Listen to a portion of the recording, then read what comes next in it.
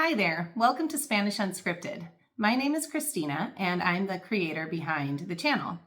I wanted to take a minute to introduce myself and tell you a little bit about my journey as a bilingual parent and how I got to this point where I am sharing with you activities on how to raise your own bilingual kids. I was born in Venezuela. I have an American mom and a Venezuelan dad.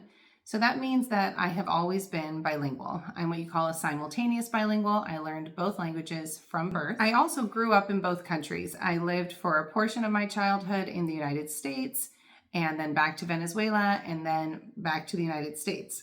So that means that I was really immersed in the cultures and in the language. I went to school in both languages. I know how to read and write and speak in both languages. So being bilingual is really fundamentally part of who I am. During high school, I noticed that my Spanish was starting to slip. At that point, I lived in the United States, and I didn't really have anybody to speak in Spanish with, other than with my family.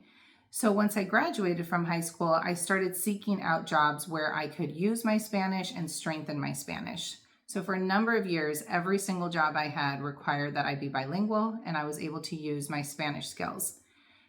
Through those jobs, I was able to learn a lot of vocabulary that was very specific to the jobs, which was something that I hadn't really had the opportunity to do just living in a Spanish-speaking country.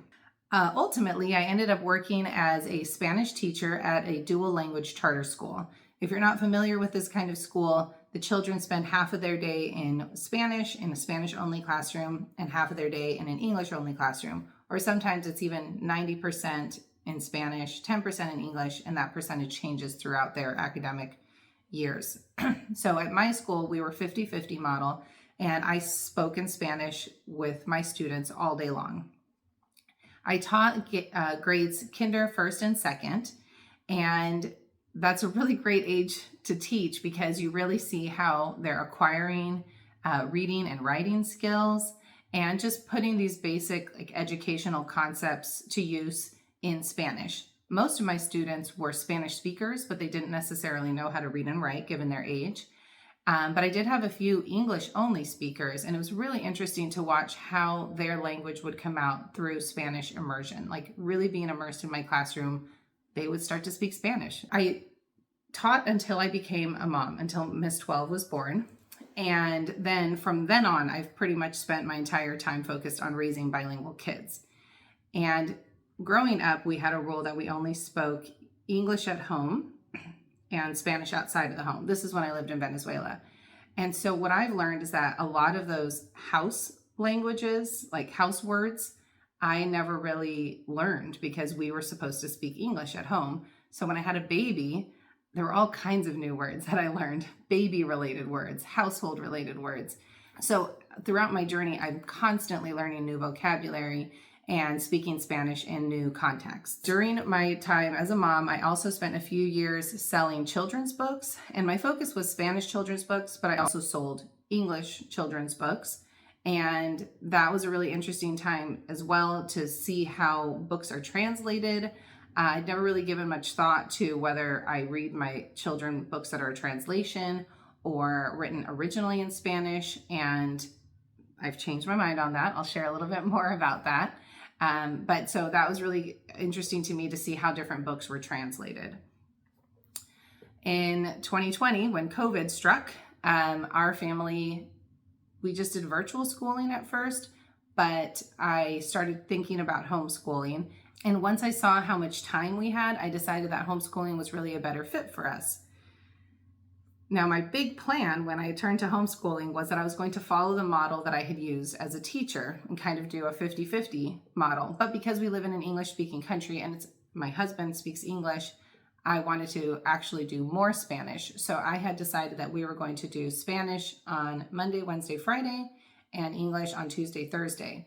And that isn't teaching Spanish, that's teaching in Spanish. So all of our lessons would be in the language of the day. The more I learned about the different models of homeschooling, the more I found unschooling appealing.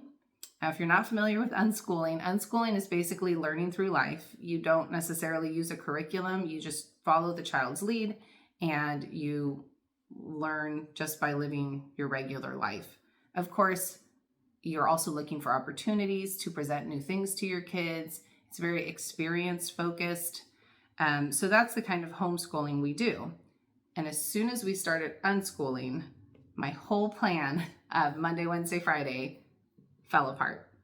Because with unschooling, you don't really follow schedules like that, and you don't sit down and learn a lesson. And that's when it started to become difficult for me. And that's kind of the path that I've been on for the last 5 years, is finding ways to continue to teach my children in Spanish, to continue to teach them how to read and write, and not just be able to listen, which is passive bilingualism, and it's true for a lot of kids. They understand, but they can't speak it and they can't generate it. So I have higher goals for my kids than just passive bilingualism. I'd really like for them to be able to read and write and listen and speak. But that got harder once I wasn't requiring them to sit down and do a workbook. Frankly, anytime we've tried to do a workbook, it wasn't the right fit anyway, because workbooks aren't often geared toward fluently bilingual kids. So they were concepts that were almost too basic for my kids. Like, they already knew how to say that kind of stuff. And so I've had a hard time finding just the right fit once we stopped doing the school at home model. And once we started to really just live our lives, it seemed the only way for me to teach them Spanish was just to speak to them. And that didn't require them to read or write or even speak back to me. So that's where we are now.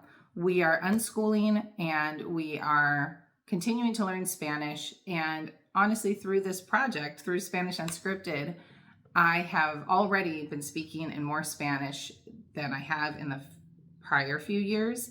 And I've been looking for more opportunities to continue to do the activities that we used to do, and maybe we just haven't been doing, and kind of pulling ideas out that I've had for the last 12 years. And so it's been really fun in the last month or so for us to dive back into Spanish. And I've seen a difference in my girls already. There is a greater willingness to speak Spanish, a greater willingness to try new activities. And so I just hope that continues to grow. And obviously, I hope that the ideas that I'm sharing resonate with you and your family. And even if you do homeschool differently than we do, even if you don't homeschool at all, I hope that these activities are fun and they're new and interesting ways to bring your heritage language, whether that's Spanish or not, into your home. So stick around. I've got lots more ideas to share. I will also be sharing a little bit later another video about my family and kind of their journey to where we are today. And thanks for being here. Bye.